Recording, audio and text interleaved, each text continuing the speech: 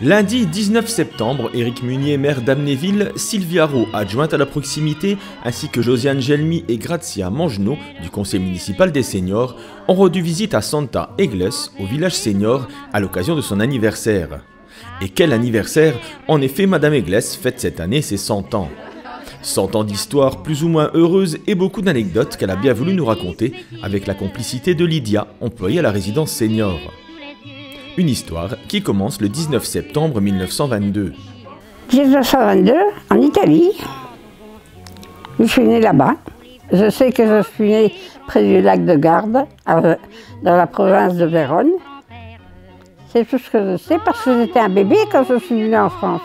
Mon père est venu en France 1 ou 2 ans avant nous. Ça je sais. C'est tout ce que je sais d'ailleurs. De ses premières années en France, Santa n'a plus trop de souvenirs, mais évoque une enfance heureuse, malgré un emploi du temps très chargé entre sa scolarité à Roncourt et ses heures passées à travailler. Ah ben pour moi, elle était toujours belle. J'étais un petit diable. Elle était toujours belle. J'étais toujours contente, moi. Toujours contente. Je ne me plaignais jamais. On me faisait travailler sans être payée, attention, je n'étais jamais payée. Partout où je travaillais, je n'étais pas payée. C'était du bénévolat, comme on dit. 13 ans, 14 ans, je travaillais déjà. Je faisais déjà la petite bonne femme de famille. Alors, c'était déjà une petite bonne femme. Je me suis mariée à 19 ans, et bien je savais déjà faire manger, je savais déjà tout, comme tout le monde. Comme tout le monde. Comme je pense, du moins. Mariée à 19 ans à Herbert, Santa a eu le bonheur de donner naissance à 4 enfants, parmi lesquels Lise, qui s'en est allée suite à une longue maladie à l'âge de 67 ans. Ben, j'ai eu une fille, la pauvre gosse, 67 ans, elle est morte, avec un cancer. La pauvre paix à son âme, parce que la pauvre fille, elle a souffert. Mon mari, à 90 ans, il est mort. Lui aussi, il a su que ma fille était morte, mais je ne suis pas sûre qu'il ait compris. Parce qu'il avait déjà eu l'Alzheimer. Je ne suis pas sûre qu'il ait compris. Oh, mon pauvre bonhomme. Enfin, j'aime mieux pas y penser. Vous savez, moi, si je suis encore là, c'est parce que j'ai arrêté de me faire du souci. Je ne me fais pas de soucis. Avant, j'avais mal. Ça me faisait mal, les angoisses. Maintenant, non, plus. J'en fais plus des angoisses. Ils sont morts, ils sont bien. Voilà. Voilà ce que je me dis. Ils sont morts, ils sont bien. Et s'ils mourraient, ça serait bien aussi. S'il est une période qui a marqué la vie de Santa, c'est bien évidemment la Seconde Guerre mondiale. Bien qu'épargnée à l'époque, elle se souvient avoir protégé sa sœur alors enceinte. J'ai connu la guerre en 1942, là. Les Allemands devaient m'emmener avec ma fille. Je l'avais sur la chaise, je la vois encore. Je l'ai habillée pour la trimballer, que les Allemands voulaient m'emmener, parce que j'avais passé la douane en fraude pour aller aider ma sœur. Et voilà. Les Allemands, ils m'ont attrapé. Et il m'a suivi, là. Il m'a suivi. Et il était dans les champs avec un gros chien. Et puis, il voulait m'emmener, mais il y a quelqu'un qui a parlé pour moi, en allemand. Ils m'ont laissé. Il m'a laissé là. Il m'a dit, mais quand vous passez à la douane, maintenant, vous passez par la douane, il a dit. Et oui, mais j'ai dit, il va laisser passer. Oui, il a dit. Vous montrerez. J'avais la photo de mon mari habillé en allemand. Il était à la Wehrmacht. Alors, j'avais la photo, et puis ça va de ma fille, et puis j'ai passé à la douane, ils ne m'ont rien dit. Ils ont été gentils comme tout. Malgré qu'il y en a qui ont été maltraités, mais moi j'ai eu la chance. J'ai eu un ange gardien, tout le temps, tout le temps. Un ange gardien qui est intervenu à plusieurs reprises dans la vie de Santa, comme le jour où elle a failli perdre la vie en voiture. C'était une voiture, donc j'étais jeune, mais la voiture elle devait être vieille. C'est une voiture à rayons. Une voiture qui est toute décapotable, et vieille, hein. Elle sortait d'une poubelle, je ne sais pas d'où. Je l'ai mis en route, elle est partie dans le pré, et quand je suis arrivée au bout, ma soeur qui m'appelait de retourner, de venir, quand elle m'a vu que je partais comme ça, elle n'en plaît pas. Eh ben, elle m'a dit de venir, alors je tourne le volant pour venir, mais manque de peau, j'ai pris le virage trop large et j'ai rentré dans la rivière. Voilà. Ça, c'était la catastrophe. Alors, mon beau-frère, il a enlevé ses bottes, parce qu'il était salaire de cuir.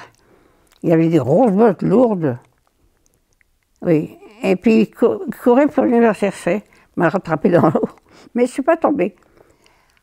Arrivé au bord de la rivière, mon volant, il s'est tourné tout comme ça, direct, à gauche. C'était bien. C'était mon ange gardien. Et il m'a sauvé beaucoup de fois. Beaucoup de fois. Mon Dieu. Et à l'école, vous étiez une gentille élève? Quoi? À l'école, vous étiez... Zéro. Zéro. Je ne voulais pas aller à l'école. Et j'ai appris plus en dehors de l'école qu'à l'école elle-même. Ah. Ah oui. Tout ce que j'ai appris dehors, pas à l'école.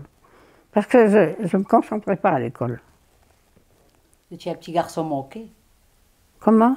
Vous étiez un petit garçon manqué. Oui, j'étais un garçon manqué. D'ailleurs, je jouais avec les garçons. Alors. Je n'aimais pas les filles parce qu'elles étaient traîtres. C'était des menteuses. Ils n'aimaient pas les menteuses. Oui, ils n'aimaient pas mentir. Et ma mère lui disait, tu sais, fais attention, toutes vérités ne sont pas bonnes à dire. Parce qu'à chaque fois que je disais la vérité, on me foutait une volée. On me battait. Alors, vous voyez. Parce que vous étiez franche. Et je disais la vérité. Mais là, à chaque fois que je disais la vérité, j'avais une raclée. Alors, j'ai compris que ma mère avait raison. Bon, c'est pas croyable. Ma pauvre mère, si elle me voyait, ils croyaient qu'ils n'allaient rien faire de moi. Puis je suis devenue une bouchère. Et votre papa, il faisait quoi? Il était à la mine. Il a travaillé à la mine et puis il a été blessé. Il a eu la jambe blessée. Et puis, alors lui, le pauvre, les autres gagnaient 10 francs par jour, au fond. Et lui, il a gagné plus que 5 francs par jour, parce qu'il était en régime. Parce qu'il s'est blessé. Au lieu de leur en donner plus, il en donnait moins. C'est pour vous dire qu'on était des immigrés, forcément. Et on n'était pas vus comme les autres. Et vous avez des frères et sœurs, Santa? Oh, mamma mia. Alors là, oui, j'en ai. Ils sont tous morts. Alors, il y avait le fleuriste à Amnéville, en face de chez moi. Il était fleuriste. J'avais ma sœur à Saint-Marie-aux-Seine qui était fleuriste. Elle est morte aussi. Mais le magasin existe toujours. Ses enfants l'ont pris. Et puis, ma sœur est revenue de vacances. Elle est morte en revenant de vacances. C'est des œufs qui habitent ces œufs. Celle qui avait habité au Mécourt, elle s'est séchée dans la rivière, un peu pendant que je suis ici, pendant que je suis habité ici. Elle s'est foutue dans la rivière, ben vous ne m'avez jamais vu pleurer. Non. Non. Je ne pleure plus. Je dis c'est fini. Je veux vivre les derniers jours tranquilles. Et vos voilà. grands-parents, vous les avez connus? Zappé. J'ai pas de grands-parents, non. Ça, j'en ai pas, ils sont restés en Italie. D'accord. Pareil, ma grand-mère, c'était un gendarme. Et puis ma mère, elle ne disait pas tu à sa mère, hein. Elle lui donnait du vous. Parce que vous voyez à l'époque. Vous vous rendez compte? Quand elle m'a dit ça, ma mère dit c'est pas possible. Eh ben moi, je ne l'aurais pas fait. Vous voyez? C'est compliqué et pas compliqué. Est-ce qu'il y a des choses dans votre vie que vous regrettez de n'avoir pas pu faire? Oh, ça, c'est rien. Non, je ne crois pas. Parce que j'ai fait un peu tout. Vous avez toujours fait ce que vous aimiez? Oui, je faisais toujours un peu. J'aurais toujours voulu être tapissier, qu'on tapisse mes murs. Mais on ne pouvait pas tapisser les murs. Il y avait la femme du haut qui coulait, quand elle lavait ses planchers, il coulait tout le long du mur. Alors ça n'allait pas. Je disais, maman, vous tapissez. Non, non, non, non, non. Je ne peux pas. Et regarde les murs. Alors elle disait ça, c'est vrai, je comprenais. Et je comprends combien maintenant. Et la cuisine, vous aimiez la cuisine, faire la cuisine? La cuisine, j'aime faire la cuisine normale. Mais quand il y avait des repas, des grands repas à la maison, parce qu'on en faisait beaucoup, eh ben c'était mon mari qui cuisait les viandes. Parce que lui, il savait bien, vous savez. Et, oh mon Dieu, quand je pense à la tête de veau, et quand je pense au bon gigot qu'on mangeait toujours, nous, oh yeah, qu'est-ce qu'on va faire maintenant? On n'en a plus. On ne fait plus rien. Et quand vous achetez quelque chose, maintenant, c'est même pas bon. Il vous donne du mouton au lieu du gigot, de l'agneau. Ça va, voilà ma vie. Aïe, aïe, aïe. Quel est votre secret pour vivre jusqu'à 100 ans, comme ça? Pour vivre jusqu'à 100 ans, ben, il faut beaucoup travailler, bien manger surtout. Surtout bien manger. Même si vous n'avez pas faim, il faut manger. Voilà. C'est tout? Il n'y a pas un autre secret qu'on connaît, vous et moi? Non. Moi, je crois que si, je le connais. On a le même. Hein, alors? Le champagne. Ah oui, oh, le champagne, oui. Ah, ça oui, le champagne, oui. Ah. J'aime bien le champagne. Oui, à la maison, j'en avais toujours. On servait le champagne en apéritif, pour le repas, et digestif. Ils n'étaient jamais malades, mes invités. On buvait que le champagne. Voilà. Vous savez tout. Oh, oui, il y en a des choses à savoir, mais vous savez, il faut qu'elles reviennent. Oui. En tout cas, merci beaucoup. Voilà, ça y est. Merci, ouais, merci beaucoup. Ah. Merci. C'est fait ce que j'ai pu. Hein. Et je ne vous ai pas menti. Ça, c'est surtout ça. Parce que j'en ai. Il y en a une qui vient chez moi, là. Elle rajoute toujours. Ah, elle est peut-être de Marseille. Oh, elle en rajoute toujours. Elle raconte une chose que j'ai faite, par exemple, mais elle la mettra toujours au bout. Elle mettra toujours. Moi, ça, j'ai horreur de ça. Ah, j'ai horreur de ça. La vérité vraie. Oui, la vraie vérité. Voilà. Je suis peut-être pas maligne, mais je vous dis la vérité. Voulez-vous danser, grand-mère?